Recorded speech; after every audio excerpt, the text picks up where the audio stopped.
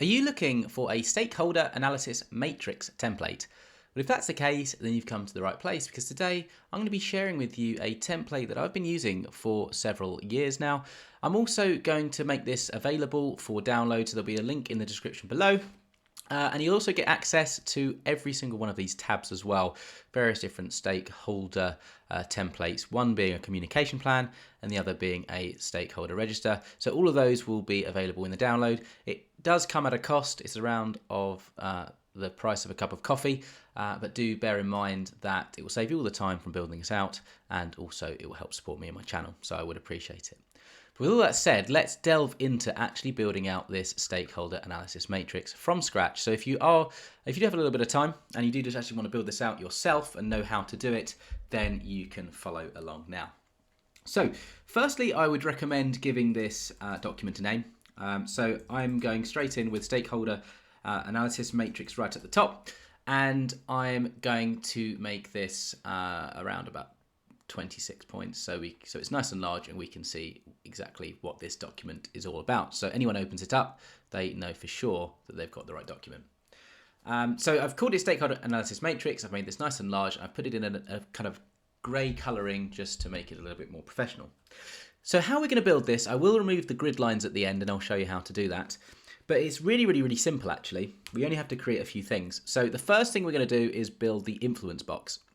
So in columns B and C, I'm going to drag all the way down to about here. We can always adapt this as time goes on. I'm going to put this in a grey colour along with the font, the same grey. And what we're going to do here is we are going to put in about row 14, we're going to merge and centre, and we're just going to call this influence. Okay, so this is an influence scale. I'm going to make this a little bit bigger, and I'm going to bold it as well.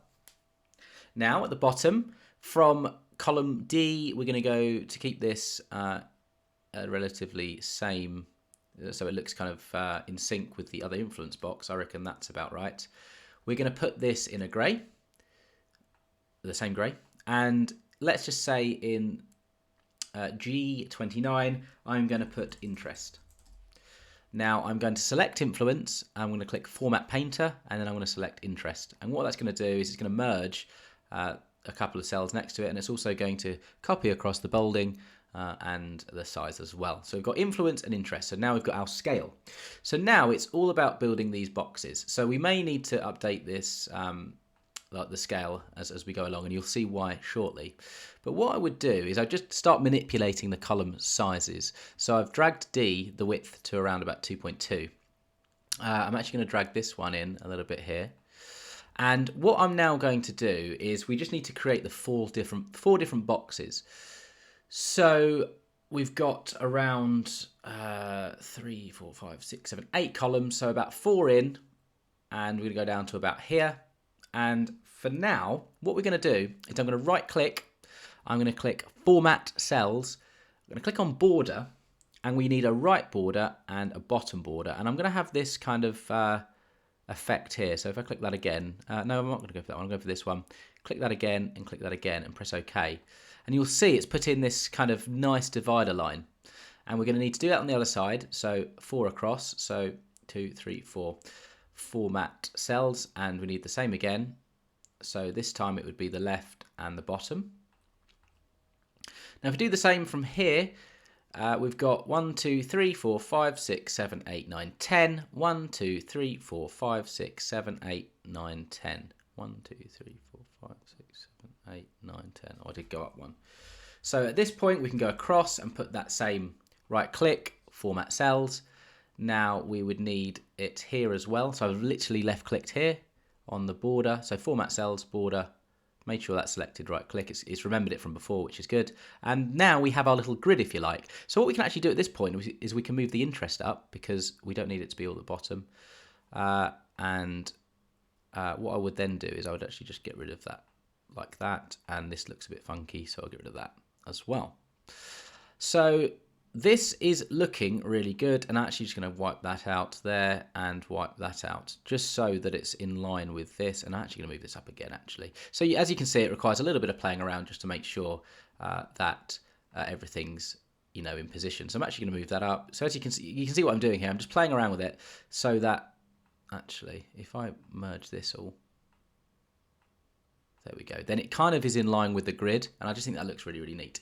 So all we need to do now is just enter the elements of the matrix so that anyone or yourself could go in and populate the stakeholders against each different component. So as an example, this is someone, oh, I've actually missed one step, and so I'm actually going to have to bring this down.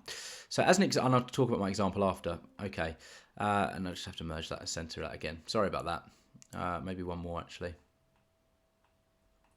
So I'm going to put in low here, and I'm going to put in high here. And the reason for that, it's really important, is because in this quadrant is going to be someone with high influence and low interest.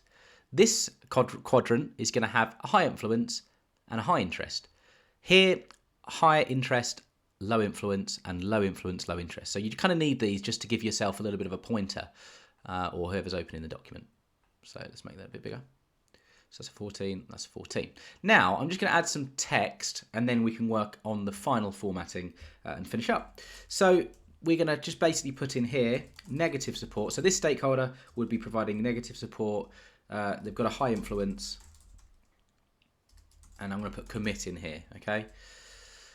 And now I'm going to go in roughly here, and I'm going to say this stakeholder's given us positive support. So these are just guidelines of of the kind of things you may want to, or individuals, stakeholders should say, you'd want to include in these sections. So leverage.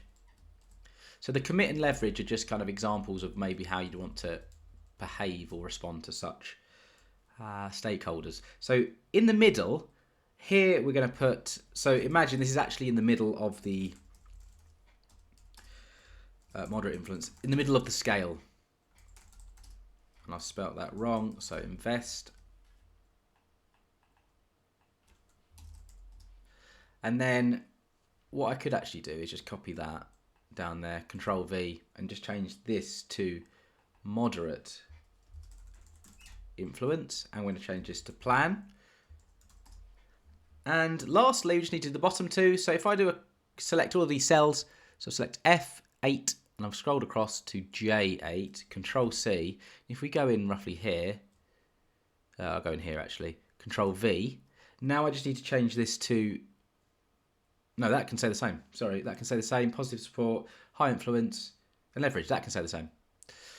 So that's pretty much it. Now it's just a matter of putting this grid in some nice colours. So I'm going to select from E4 to L23. And then, I mean, you could use a grey, but it does look a little bit too, it's too samey. So I like to use, say, like a green. Or you could use like a more of a neutral color, like a gold. So green obviously suggests something's quite good. So so as an example, it doesn't make sense for a negative support, or low influence. So you could use something a bit more neutral, like a blue or a grey. Oh, we use grey already. So let's use that kind of gold. But yeah, that's essentially how to build a stakeholder analysis matrix template. From here is just populating it. I'll just show you how to turn the grid lines off. So you click View and Grid Lines, and that removes it, and it just looks a lot more professional now. You could move this down if you wanted. You could move this down a row if you did think that looked neater. And then you could put that as an example, just like that, and you could just do the same there. If you wanted to do that, that's completely up to you. At this stage, at this point, sorry, I should say, it's all about just kind of making sure the template suits your needs and formatting it accordingly. I don't know how I've got that border in there, but that will be removed at some point. Let's just put it back. But yeah, so really, this is how to create the actual template itself. I hope you found this video useful. If you did, please hit the like button. If you've got any questions, comments about this particular template, then do drop them down below. Any feedback, comments, I'll get back to you on those. If you did want to pick up this template and the other stakeholder templates, then there will be a link in the description below, as previously mentioned. Do consider subscribing to the channel if you haven't already. And with all that said, I hope you have an excellent